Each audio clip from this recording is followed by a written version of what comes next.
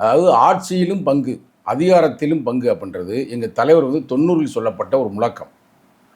அதிகாரம் பரவாமல் ஜனநாயகம் மலராது, அரசியல் அமைப்பாக திரளாமல் ஆதிக்கம் வீழாது. அரசியலும் அதிகாரமும் பொது சொத்து, அதை எல்லாருக்கும் பகிர்ந்தளிக்க வேண்டும். எல்லாருக்கும் அது எங்க கோட்பாடு, சரிங்களா? ஆனால் 2031 நாங்கள் பகிர்ந்து கொடுப்போம். ஆனால் அவங்க கொடுக்கல. நீங்கள் அவங்கள தான் கேட்கணும், சரிங்களா? ஒருத்தர் பசிக்குது அப்படின்னா ஏன்டா அவனுக்கு பசிக்குதுன்னு கேட்க முடியாது. பசிக்கிறவனுக்கு ரெஸ்பான்சிபிளா இருக்கிற ஆளு சாப்பாடு போடாம ஒருத்தர் இருக்கிறானா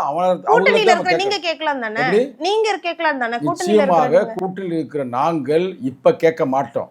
ஏன் கேட்க மாட்டோம்னா, அதாவது இப்ப இருக்கிற பொசிஷன் என்ன பொசிஷன்னா, அவங்க யாருக்கு கொடுக்குற மாதிரி இல்லை.